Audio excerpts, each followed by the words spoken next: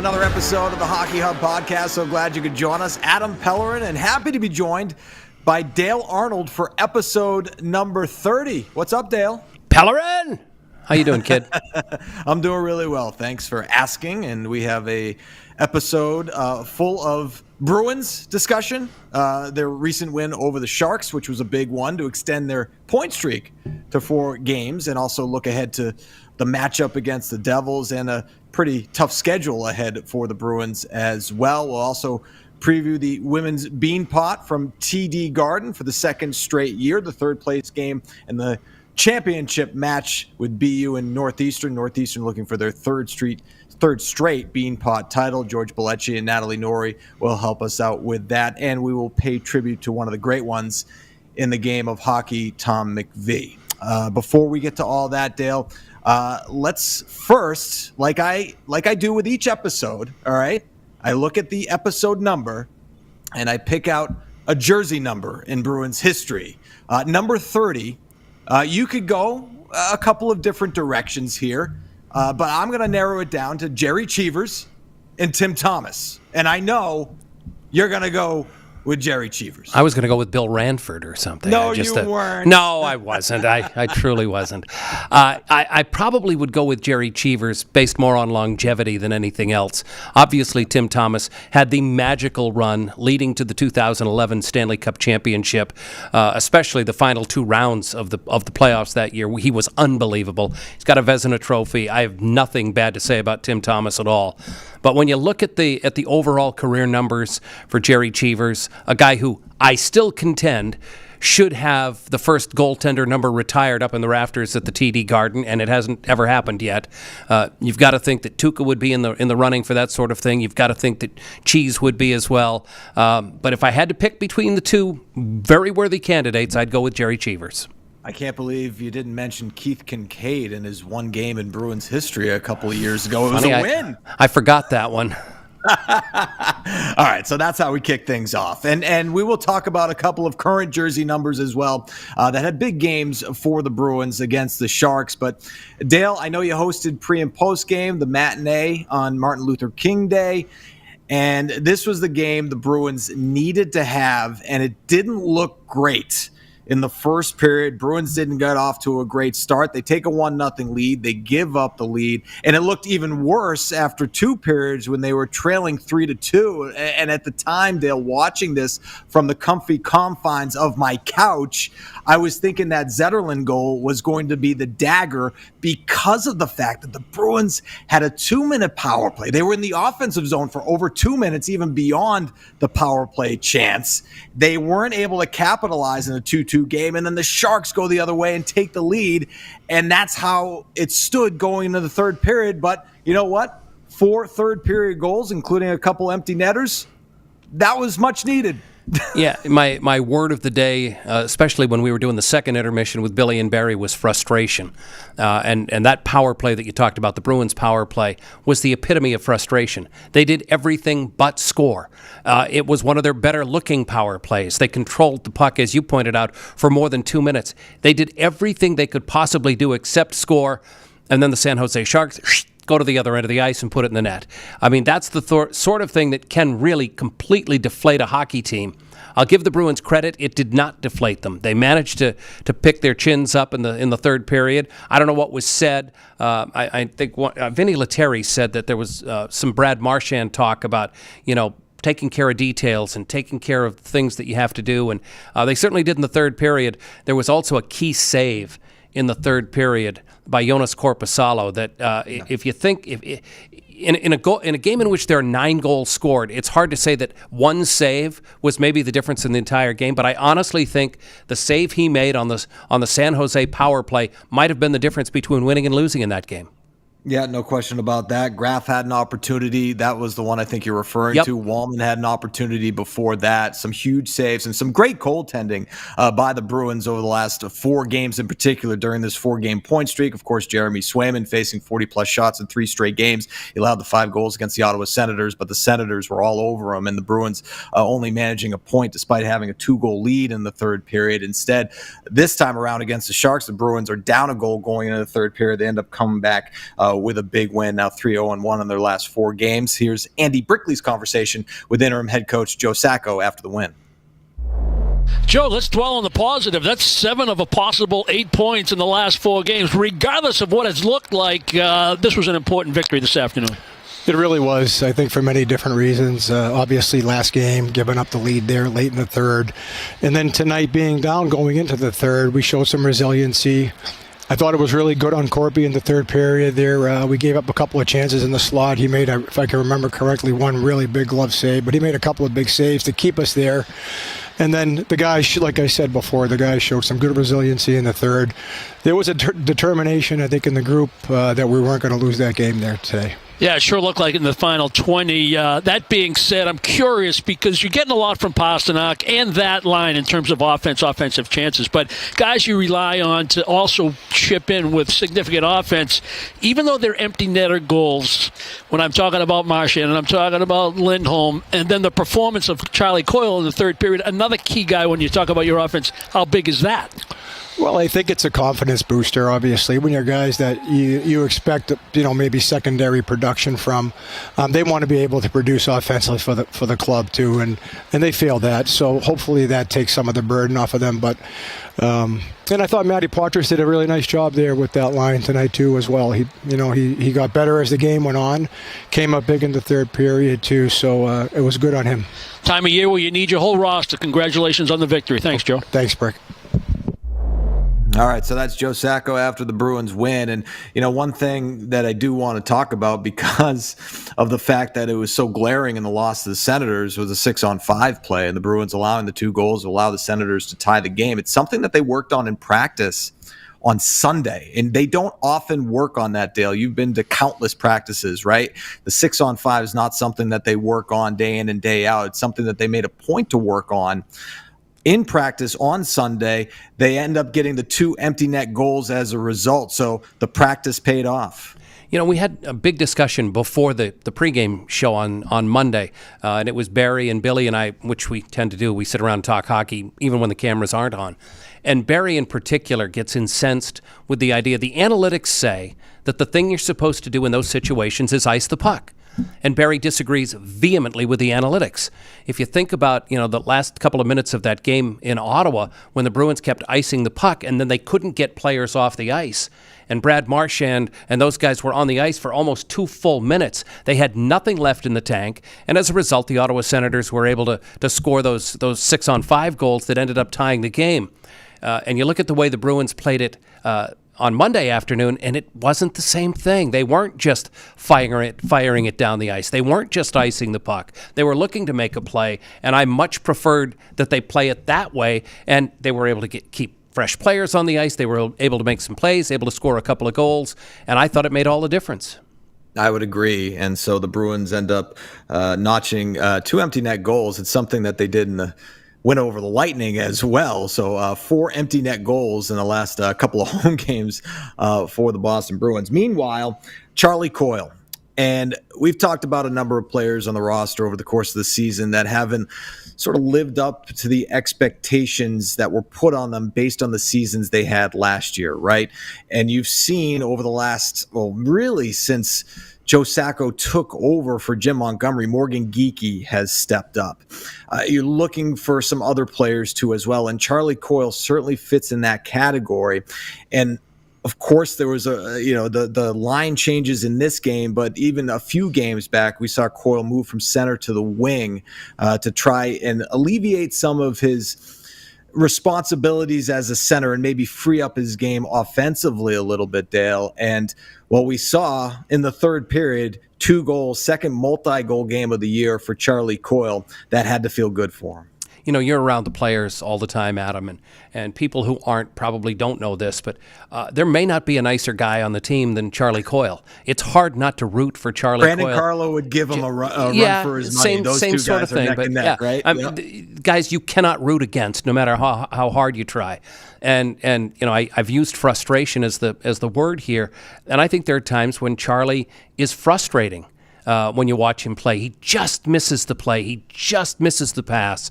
So, when he does accomplish what he did in the third period on Monday, when he gets the 2 goals, when he goes to the net, when he shoots the puck, the things that he says all the time, he just doesn't do all the time. And you realize, he's a force to be reckoned with. He's a big man. He's a powerful body. He can get to the dirty areas. And it's not that he's unwilling to do that. It just doesn't always work for him. So when it did work for him, he gets the 2 goals. He ties the game. He gets what proved to be the game-winning goal in the third period. It's hard not to feel good about him. To give you an idea of what the Bruins think of him, with Charlie McAvoy out of the lineup, it's Charlie Coyle who's got the A on his sweater. He's the guy who has the other letter out there because he means that much to this team. I was going to mention that. Good observation by you. The first star of the game, Charlie Coyle, and he does it with the A. And again, Charlie McAvoy's status remains up in the air as the Bruins get set for a back-to-back against Jersey and the Ottawa Senators. The other storyline, of course, from the overtime loss to the Senators and going into this game was Brad Marchand, and how would he respond after the benching in overtime against the Senators, which was really jarring because, you're thinking that there would be an injury involved and what a guy like Brad Marchand, who has performed so well in overtime during his career, not seeing him on the ice was certainly jarring. But then, the captain responding, picking up the empty net goal, and also, playing on a line that was productive in that third period. I'll tell you a story that's going to seem unrelated, but I promise I'll bring it back. I remember talking with Bill Parcells years ago. I used to do his Monday radio show. And I talked about team rules and how, everybody has to abide by the same team rules. And I said to him one time, what would happen if Lawrence Taylor had showed up late for one of your games? He said, we'd have to change the time of the game. I mean, there are rules, and you want everybody to abide by them, and you want everybody to be treated the same. But I wonder, when you've got one of the best overtime performers in the history of the Boston Bruins and one of the better shootout performers, do you cut off your nose to spite your face to not have him touch the ice in the overtime or the shootout? Now, it obviously lit a fire under Brad Marchand. He was +4 in the game against San Jose on Monday. But I'm not sure he's a player you need to light a fire under very often, and my guess is you probably won't see that sort of thing happen much again in the future. It worked, quote unquote. It didn't work in Ottawa because they ended up losing the game in the shootout. But I guess the performance of Marchand would lead you to believe that it worked against the San Jose Sharks. Yeah, I think all you can hope for at this point is that it's sort of, springboard for better things to come because, again, at the time, it was really surprising in all those points you mentioned, not being on the ice for that overtime period. And that was one of the, really since Joe Sacco took over, one of the more questionable decisions, I would say, in his time as interim head coach. But they turned the page to Monday and Brad Marchand responded.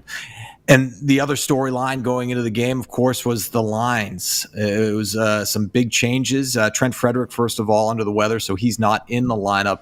But you see, Matthew Poitras centering a second line with Brad Marchand and Charlie Coyle, and Poitras with a couple of primary assists. Elias Lindholm being bumped down to that third line position. He ended up picking up the empty net goal, which again, Brick had talked about it in the post game with Joe Sacco. Even though it's an empty net goal, you hope that could be a springboard for more production moving forward. But just getting back to the line changes overall, Dale, what was your impression going into the game? Well, the way you looked at it, at least when I saw the lines before the game on Monday, was that it was a demotion for Elias Lindholm. Yeah. He's going down to the third line. But I kind of agreed with it. We talked about a coaching move that Joe Sacco made that maybe I didn't agree with. Here's a coaching move that Joe Sacco made that I did agree with. The way Lindholm has played has been spotty at best throughout the course of this season. Not consistent the way you'd like to see. As much as Marchand took the brunt of the blame apparently for the late game problems in Ottawa, Elias Lindholm was on the ice with him for that whole time as well. So I'm happy to see that Lindholm kind of responded, did pick up the empty netter there. I think Matt Poitras brings a certain element here. He's got some speed. He's got an ability to go to the net. His playmaking abilities were obvious with 2 primary assists, as you point out. If the Bruins find some way, somehow, to get 2 or maybe 3 lines, with the ability to score on a consistent basis, they're going to be a better team for it. I think that move for Joe Sacco paid off pretty well. Yeah, at this point, Dale, they need wins. They need points, they can't worry about trying to justify a contract, right? If the production isn't there for Elias Lindholm, you can't just throw him out there game in and game out, in a top 6 center role if the production isn't there. And with Matt Poitras, again, small sample size, young kid, there's going to be ups and downs. It's going to be a bit of a roller coaster ride. But I think you got to ride the hot hand at this point. And I'd be shocked. I'd be shocked if Poitras saw Providence again this year. Yeah, well, and the other thing too with Matt Poitras, since we're talking about him, is that I think they want him to stay, right? Yeah. They don't want to do the yo-yo thing, right? That's not the type of player that you want to keep sending down. That's the type of player that you want to stay. Again, the expectation going into the season was that he would be on the roster, and it didn't work out. And so, I think that time in Providence certainly paid off for him. And it seems too, he seems more confident, and I think, you alluded to this, right? He seems more confident, and he's winning battles. I saw him win at least a few battles today, and that's pretty impressive from a kid. Again, he's probably 190 pounds, right? He's not a big guy, and he's going up against full-grown men in the National Hockey League. And if you're a second-line center, you're going up against some of the best. And to see him win battles today was pretty impressive, and that's a good sign moving forward. Well, you saw the production from his right wing, Charlie Coyle. You saw an uptick in the play of his left wing, Brad Marchand, who, as I said, was +4 on the day. That line was pretty good all day long. Yeah.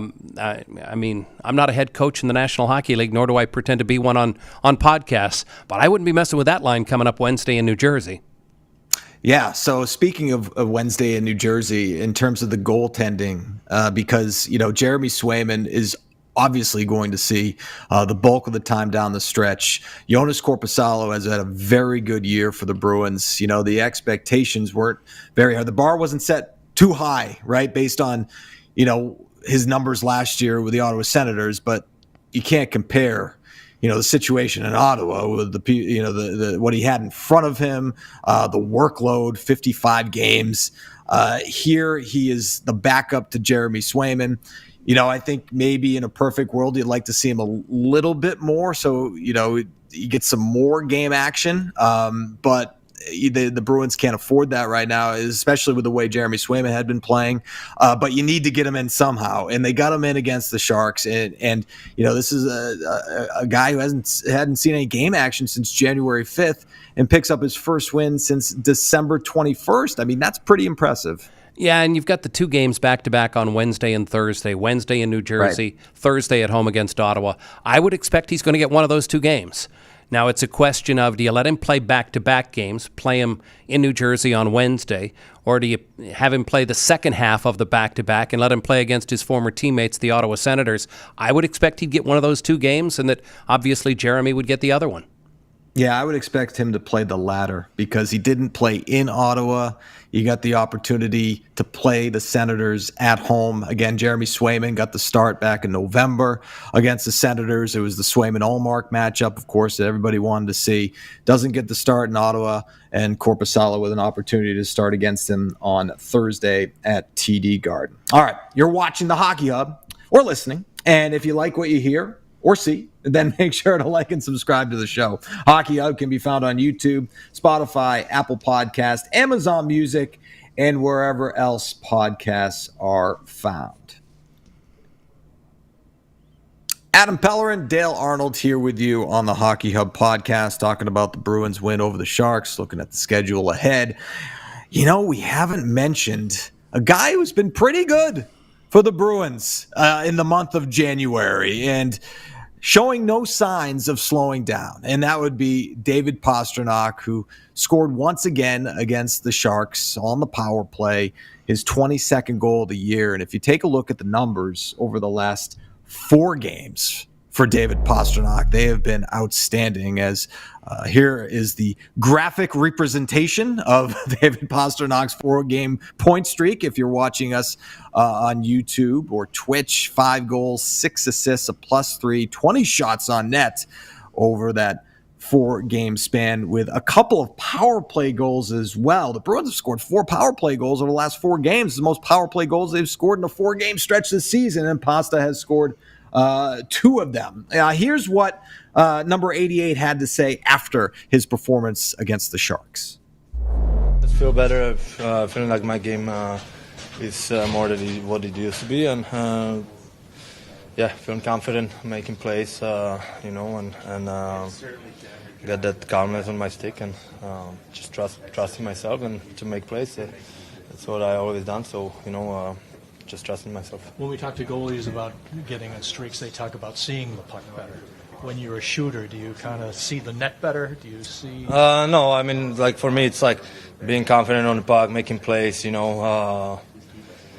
Sometimes when you don't play well enough, you start squeezing stick and rushing plays and instead of holding on to the puck. So when I'm feeling it, I see the ice better. I see the plays. I see the teammates where to pass them, so that's probably what it is for me. Kind of see the play before it happens. Yeah. With the scoring, that's no different for me. It's like it's not like I see better in the net or the goalie, or I see the holes that goalies have. So that's more like with the puck possession and the confidence making plays and skate around. All right, Dale, you knew it was only a matter of time before David Pastrnak started lighting it up. And, historically, and I'd mentioned this in a couple of the broadcasts because it was worth pointing out, when the calendar turns to the new year, David Pastrnak picks it up a notch, particularly in the month of January. It's the month where he scored the most goals in his career going into this month, and he's added 9 to that total to lead the National Hockey League. Yeah, you think about it. And I'm not going to be surprised if he ends up with 40 or more goals this year. And there will be people out there who will say, oh, my God, what's wrong with Pastrnak? He only scored 40 goals or 42 goals. That's the kind of stratosphere he's put himself in. He's that good. He's got a 60-goal season on his resume and 50-goal seasons. He had a slow start. There is absolutely no doubt about it. He would admit that. He wasn't the same player in the early portions of the schedule, but he's the same guy now. And when you watch him, to me, he acts and not reacts. When he's in a stretch like he's in right now, with 11 points over the last 4 games and 5 goals, there's no hesitation. The puck's on his stick and it's gone. Like, he knows what he's going to do with it before he gets it. And Kevin Dupont asked that question in that media scrum that you heard. He doesn't look like he's double clutching. He's overthinking things. Do I pass to Sacco? No, he gets it and he shoots it. And that's what makes the difference. The Bruins like to deal with pairs more than line combinations. They like Sacco and Pastrnak together. They apparently like being together. And the play of both guys, I think, shows it. And Pasta is a guy who, call it confidence, call it whatever you want, he knows now what he's going to do with the puck before he gets it, and it's showing. Yeah, keeping Pavel and Pasta together certainly paid off for the Bruins. And again, I mentioned it earlier in the podcast, looking for other guys to step up. Morgan Geekie has been a nice complement to that duo for the Bruins. And so David Pastrnak, by the way, this is worth pointing out as well, and this should come as no surprise. The Bruins are much better success record-wise when David Pastrnak registers at least a point. They're 21-8-3 now on the year. When Pasta registers at least a point, he's now got 15 multi-point games this season. All right, so as we look ahead to what's ahead for the Bruins, we mentioned Devils, Senators, back-to-back. On Saturday, Cale Makar, Nathan MacKinnon, and the Colorado Avalanche come to town. They found success after they shipped out their 2 goaltenders, and they brought back a whole new set of goaltenders. And Mackenzie Blackwood, of course, who was with the San Jose Sharks. So we didn't see Alexander Georgiev on Monday. But yeah, so the Avalanche, they're in a battle out west. And then as you turn the page to next week, you got the Buffalo Sabres, another team that the Bruins really have to take advantage of in terms of beating teams that are beneath them in the standings. Pointed out the graphic. I'm sure you saw it as the game broadcast started, Dale. The Bruins now 14-6-3 against teams that are currently not in playoff positioning. So just your thoughts on the schedule over the next week. This is going to be a gauntlet. This is 3 games in 4 nights against 3 exceptional hockey teams. You go to New Jersey on Wednesday. You come home in the back-to-back and play the Ottawa Senators on Thursday. And then, as you pointed out, the Colorado Avalanche come to town on Saturday. 3 games in 4 nights against really tough opposition. Based on the things I've heard from Joe Sacco, I'm not expecting to see Charlie McAvoy available for any of the games this week. Just the way it sounds, the way they're playing this whole thing. I'm not sure what Hampus Lindholm's status is, but it doesn't look like he's apparently ready to jump back into the lineup. So you're going to dance with the one who brung you here. This is your lineup. It's like my team's out on the floor here. So you got to find a way to win with these guys. You've got to definitely, absolutely tighten things up in your own end. The Bruins have given up way too many shots. They know that they're leaving both their goaltenders hung out to dry on too many occasions. And if you do that against good hockey teams, like we saw Saturday in Ottawa, it's going to come back and bite you in the backside. So they've got to tighten things up defensively. When they do that, they always play well. They find ways to score if they tighten things up defensively. They've got to find a way to do it this week, or it's going to be a long week. Yeah, the boys of the pregame show and in-game pointed out the fact that the Bruins defenders were backing in. Now, you need some help from your forwards, obviously, on the back check, but it is a team effort. But yeah, there's been too many times where the Bruins maybe aren't being aggressive enough defensively to try and break up plays and try to break up odd man rushes, or even had a 2-on-3 situation in this game where the Sharks were able to score, which was not something you want to see ever. But certainly the Bruins' identity over the years, as you well know, has been defense, goaltending, special teams, particularly on the penalty kill, and trying to get back to that identity proves to be challenging, because of what you talked about. The fact that Charlie McAvoy, we're not sure when he's coming back. He was placed on injured reserve. Again, they were going to evaluate the situation after the weekend game against the Ottawa Senators. He doesn't play on Monday, and he's a question mark moving forward. Hampus Lindholm's been out since November 12th. He was placed on LTIR, long-term injured reserve. He's practicing with the team, but he's in a non-contact jersey, so he is making progress. But again, you got your top 2 defensemen that are out of the lineup. And I know Hampus has been out for a couple of months now, but still, you lose Charlie McAvoy on top of that. That's just not good. And that puts a lot of pressure on, other guys that need to step up in the lineup. Also puts a lot of pressure on your goaltenders, as we've seen over the past 4 games, oddly enough, 3-0-1 in that stretch. And so the Bruins have found a way to win, and that's, I guess, most important at this juncture for the Bees, right? If you look at the standings down, I don't know. I can't remember a time, and maybe it has been. Maybe it's just because the Bruins are involved now, because it's been a long time since the Bruins have had to sort of fight for, positioning in the standings over the last few years. It's basically been decided that they're going to be in the playoffs in January, right? You look at the standings, it's just like, all right, just everyone's got to stay healthy. But they got to scratch and claw, and this is sort of uncharted waters for a lot of these guys. Yeah, and it concerns me a little bit. We talked about this a bit Saturday night when Gigi Marvin was in with Billy and I. We were talking about where, in effect, every game you're playing in January is a playoff game. Every single game you play has such important implications in the playoff race that the pressure, the intensity, it's the same for every game. And I don't know how long you can sustain that. In a Stanley Cup playoff run over a 2-month period, you can maybe find a way to do it. If you've got to do it for a 4-month period or a 5-month period, if you've got to start January 15th and play every game like it's an elimination game in a playoff series, I don't know how long you can make that go.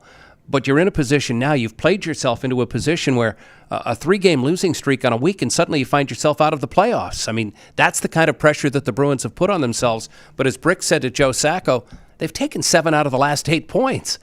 For some reason, we've turned that into, oh my God, what's wrong with the Bruins? And they're certainly not playing as well as you'd like them to. But they've taken 7 out of the last 8 points, too.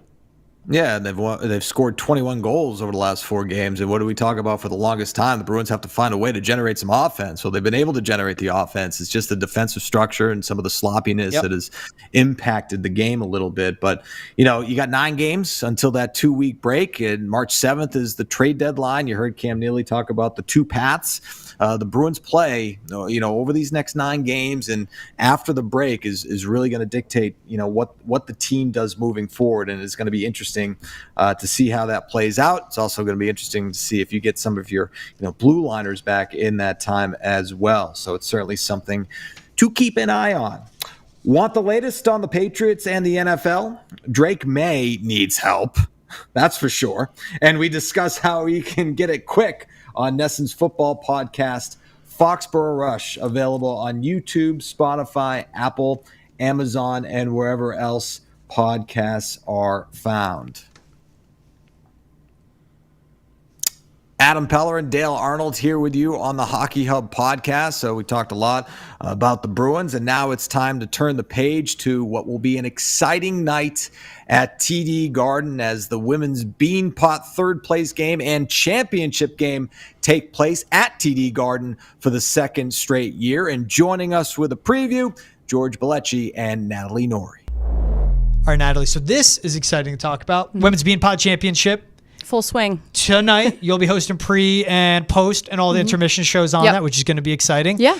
I want to start with the table setter. I know you spoke to Taze Thompson of Northeastern, and you was going for a three-peat. Give us a nice little intro to this convo with Taze, and, you tossed to it too. Yeah. I'm going to hand the baton to you. A little warm-up for your hosting. Taze Thompson, I mean, she's on fire. I think she's got 5 Beanpot goals, and not only has she scored for Northeastern, but also Harvard, because she started her career at Harvard, transferred over to Northeastern, and now is leading this team as the captain. But yeah, she had a lot of wonderful things to say. Always a pleasure talking to Taze. So without further ado, here's Taze Thompson. And now we are joined by the captain of the Northeastern Huskies, Taze Thompson. Taze, it's great to have you on, as always. But how excited are the Huskies to get back to the TD Garden tomorrow afternoon? Oh my gosh, we're so excited. I think getting a taste of it last year and being in that atmosphere and being able to play in front of all those little girls and friends and family was just a once-in-a-lifetime experience. So to know that we have earned our spot back in the final, I think the energy and the enthusiasm is through the roof right now. So I know we're ready to go tomorrow. Despite the game, of course, that's the important part, but the atmosphere and just the potential to kind of bring more people into the Garden, bring more visibility to the game. Is that something that the team is most looking forward to?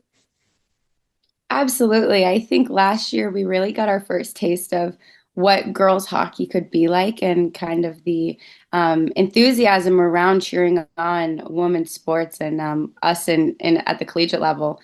So to see and play in front of all those little girls and, to show them that they could also do that too in the future and they could be able to perform on a stage like that really is a cool feeling. And this is almost it's an exact rematch of last year. Boston University, Northeastern in the finals. I'm sure the Beanpot has a different kind of bragging rights, but to be back, in this game with BU again, what kind of a competition are you expecting? I think it's going to be an incredible game. I think it's going to be close as it always is. I think when you are really defending a title, there's a lot of pride that goes into that. And then on the contrary, when you're trying to take something back that someone took from you last year, there's definitely going to be a lot of amp around that. So I think for us, really focusing on trying to keep what we've earned and not let anyone take that from us. That's, I think, the really driving force. But I know it's going to be a good game. It's always a big rivalry between any of the Boston schools. But I think the fans and we can expect a super fast, high-paced hockey game. Having been in just multiple Beanpots yourself, I know you started at Harvard, past couple years at Northeastern. You've had some personal success as well. But how can you draw upon your experience just with this tournament and really kind of get the team on board and lead them through just another, amazing hockey game?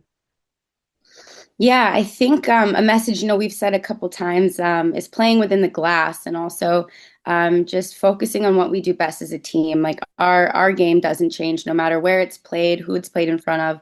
When you put on that jersey, you're representing a legacy of Huskies that came before you and championships won before you. And you're also playing for the little girl that we once were, 10, 15 years ago. So I think the message is always, just go out and have fun. And we do it because we love it. And while it is a little bit more high stakes of a game, the end result, we do it because we love it. We do it because it's fun. We love the competition. And that's never going to change. How exciting is it for you as a senior, as a captain, to see some of the freshmen and the newcomers on your team have this opportunity to come in, play for Northeastern, but play at the TD Garden as well?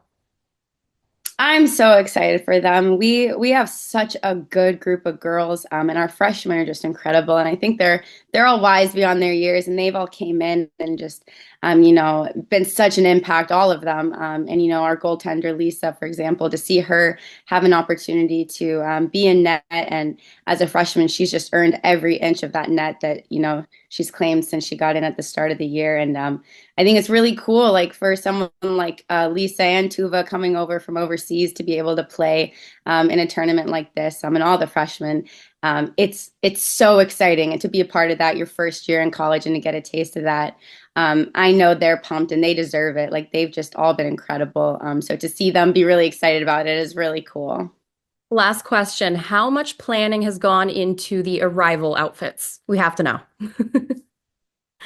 Honestly, there was just 2 rules, and it was look good and be dialed. Like, it was, we said, if you want to, you want to have an accessory that supports your love for Boston, do it. But our mission is to look good, feel good, play good, go in looking the best that we can. And it's always so fun being able to dress the part and walk in. And it's so fun picking out, a fun game day outfit. It's great. The energy around it is awesome. That's something I'll definitely miss in the future. Look good and be dialed. We love it. Well, we're excited to see the outfits. We're excited to see the game. Happy for you as always. So good luck in your preparation. Good luck in the game. And we can't wait to see you out there, Taze. Thanks, Natalie. It was great talking to you. You too. And Lily Brazis on the Northeastern Huskies was actually who Taze said had the best walk-in style. Ooh, nice. But Lily said Taze has the best walk-in style. So I guess the bar... Recognized game. I know. Bar set pretty high. Last year, the ladies were walking in Bruins jerseys and all that kind of stuff. So it was really cool to see. But as always, that third place game, Boston College versus Harvard, 4:30 p.m. And then you get the rematch. BU, Northeastern, 7:30 p.m. It's going to be a lot of fun. I mean... like we were kind of talking about with Taze, it's just the fact that, BU Northeastern last year, Northeastern walks away with the trophy. Yep. BU's going to be hungry. Yeah. They're going to want to come in, and they've had a great season so far. They're coming in, and they want this bad. Yeah, I bet. And it's 2-1 win last year that decided in overtime. There was Skylar Irving with the game-winning goal. And then even think about like BU's best player, Julia Shaughnessy. She didn't play in the tournament last year. Yeah. So that's like what adds to the fuel on this one. Yeah. It's so unique, and I think like one of the best moves is also taking the women's championship game and bringing it to the Garden as well. Yeah. You put players on that NHL ice, you put them in that massive building, the fan bases, the student bodies, they show out, especially NU and BU right down the road. Yep. Take the green line from Northeastern. I feel like they could walk. I don't even know how you get there from NU.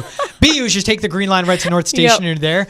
But it's how they show out. That's what makes this fun. And this is Northeastern for the women's side going for a 3-peat, while the men's side are going for a 3-peat too. Yeah. So there's so 100%. much on the line for both schools. And as always is, like BU, NU, and what you get with the Hockey East schools, they're always some of the top programs in the country. So I'm sure, and what have you heard from like the BU side when talking with those players on what it means to them to get another shot at beating Northeastern? Not just a shot at winning the Beanpot, but beating Northeastern.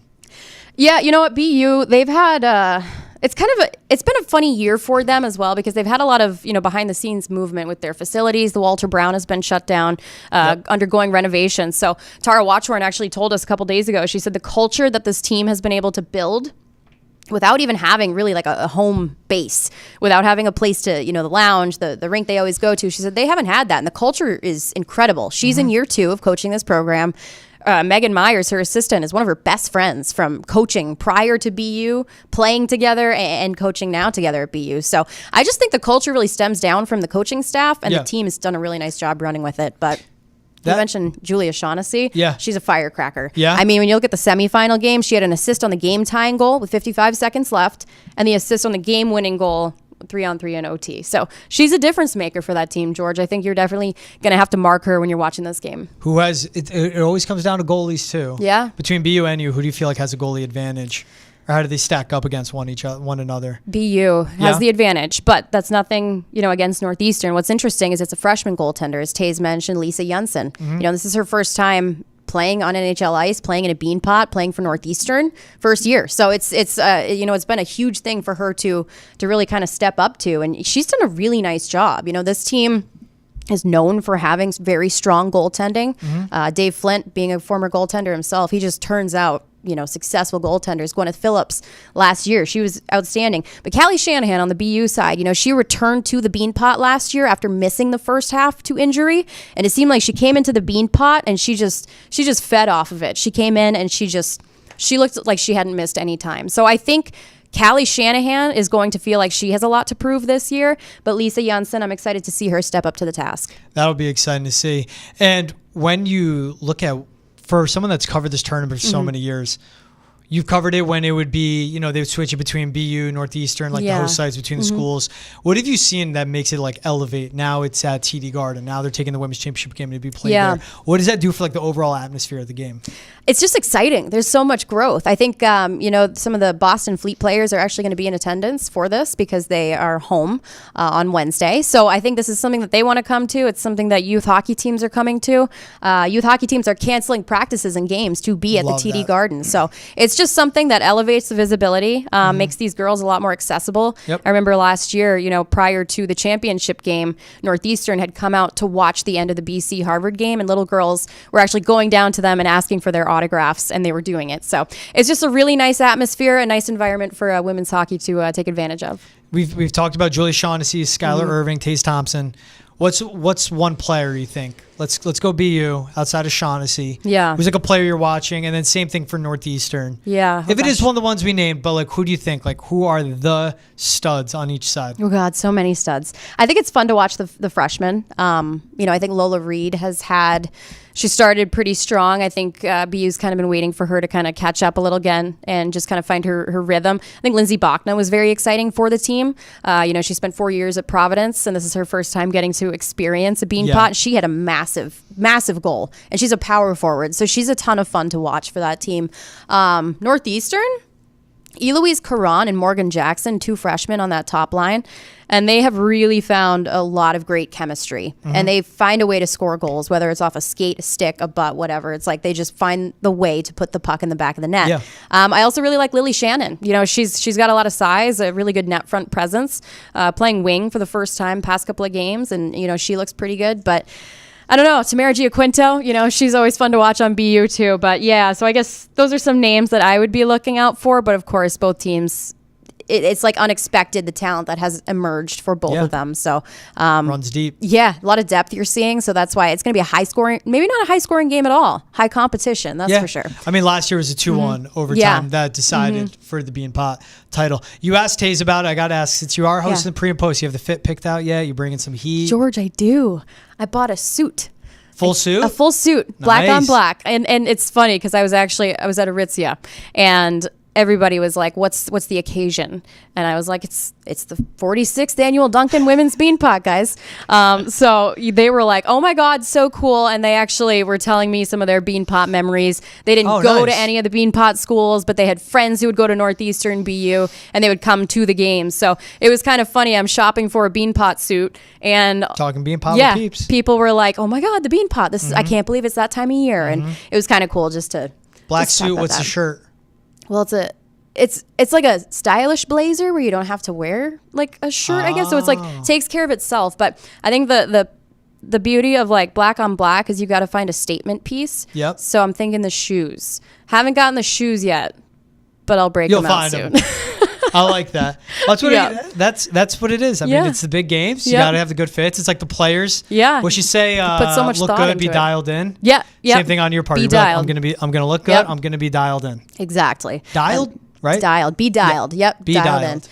And then I'll have Gigi Marvin and Carson Duggan with me at the desk. I'll be excited to see Gigi and Carson both up there. Yep, Sonny Scagliardich and Bridget Prue and Laura Stickles on the broadcast. Love it. So Full-on women's broadcast for the Women's Beanpot Championship. I think that's awesome. Make sure you guys know it. Third place game, BC Harvard, 4:30. Championship game, BU versus Northeastern, 7:30. When does pregame start? Is it 7? There's no pregame, actually. Okay, so you'll just be doing intermission and then post. Exactly. Game 1 starts at 4:30, and you go from there. Yeah, puck drop 7:30 right on Nesson. You'll see Natalie Noury with her whole crew on that as well. It'll be on Nesson. Huge game, BU Northeastern is what the Beanpot's all about. For more on the Bruins and the biggest trending news in the sports world, check out Boston Has Entered the Chat, hosted by George Balekji and Travis Thomas, available on YouTube, Spotify, Apple Podcasts, Amazon Music, and wherever else podcasts are found.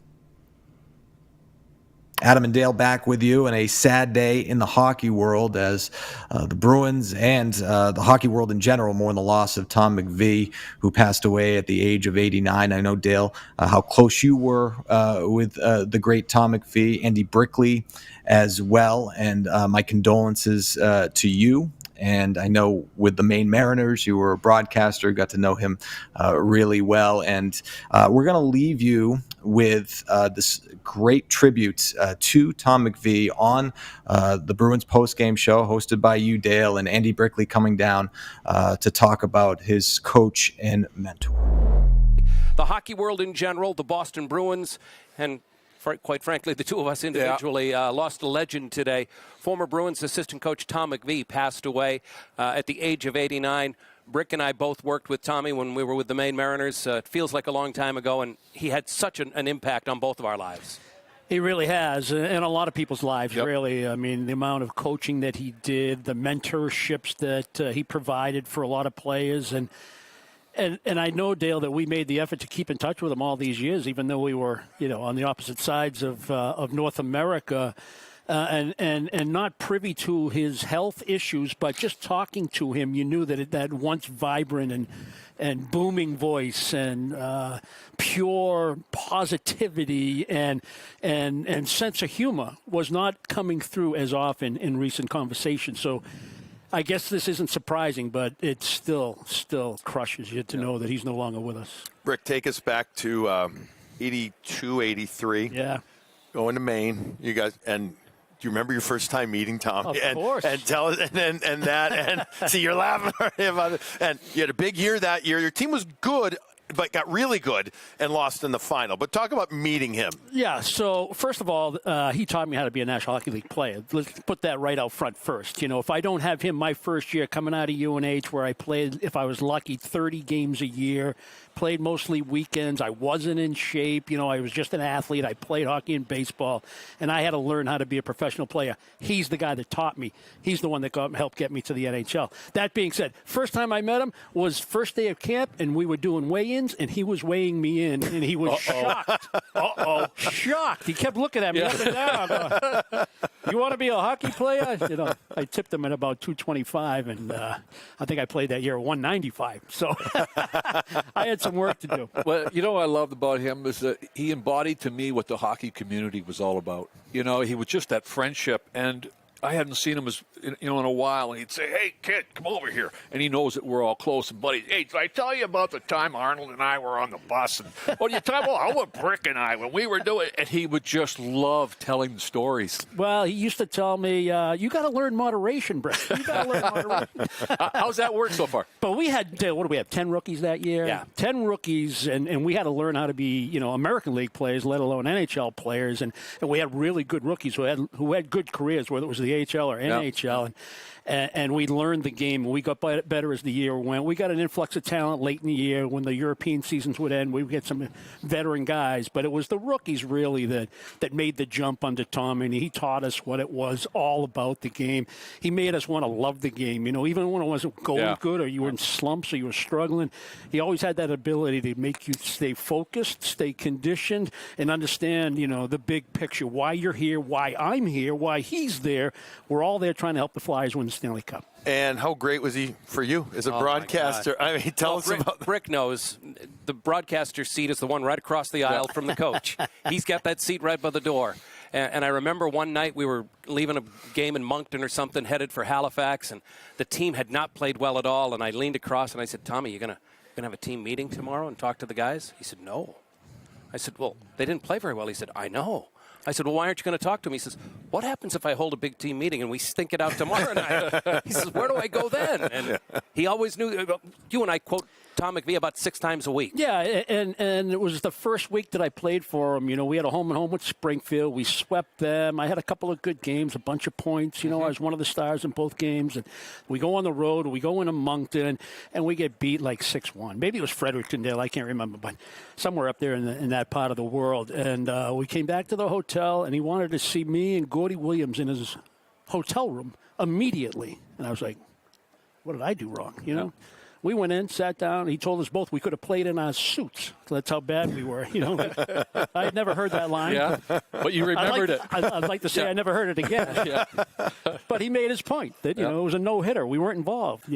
Every game mattered to him, and I had to learn that lesson. I will say this. Brick was part of a project that I was proud to author in which a bunch of guys who played for Tommy over the years tried to make their case that Tommy should be in the Builders category in the Hockey Hall of Fame. And we fell short in that bid. But all of the guys that I spoke to, and Andy was one of them, all of them said, God, there's got to be a place in the Hall of Fame for this guy. Yeah, and I'll tell you, guys, you asked me about my own personal interaction with Tommy. So my first year I had him, and he taught me how to be an NHL player. And then the next time I had him, I was trying to resurrect my career. I was on a tryout. I was on an American League contract back in Maine playing for Tommy after I had played a couple years in the NHL. But certain things were going on in my life and mistakes I was making, and I needed to get back to the NHL, but it had to go through the process, and he was there for me. He got me back on the right track, and then I played for him a third time. I got hurt in Jersey, got sent down for a couple of weeks. I thought I was ready to go back, and he says, you're not going back until I say you're ready to go. So in 3 different ways, at 3 different points in my career, he helped me get to where I needed to be. What I loved about when he would come visit us here, first of all, just great. And break your hand. First of all, not only the handshake, but first of all, you could hear him coming. Yeah, like he would be around the corner. Oh, here comes Tommy. But the other thing too is he knew everything that was going on. Oh, he watched everything. Yes, it was wonderful to get to know him and to talk to him. A legend, but also he was like just on top of everything when he come to talk with us. Now, Dale, does it my imagination, or it seemed like many a times we're sitting here and Brick had just left and go upstairs or something, and all of a sudden he's driving around and you get a phone call. It's like he's just driving by, wants to say hi to you. Just to say hi. The last time I spoke to him was about 5 or 6 days ago. The last words I ever said to him was, I love you, Tommy. Yeah. And he said, I love you, D. Yeah. That's all I needed to know. No, and how about being one of the great characters in this game, again, embodied the National Hockey League and everything it was, and, as you had said, the game more so than the other stuff, was he's one of those guys, it didn't matter how many times you had met him, but if you say Tommy McVie, everybody perked up and started smiling and said, hey, have you seen him lately? It's just he was a true character. Thanks for coming down and joining us. The Bruins put out a statement on the passing of Tom McVie just a little bit ago. Cam Neely, the team president, said the entire Boston Bruins organization is deeply saddened to learn of the passing of Tom McVie. Tom was a huge part of our Bruins family, having served as a coach, scout, and ambassador for more than 30 years. His hockey mind, colorful personality, gruff voice, and unmatched sense of humor livened up every room he entered, and he'll be dearly missed. Our thoughts and prayers are with Tom's family and many loved ones. Tom McVie was 89.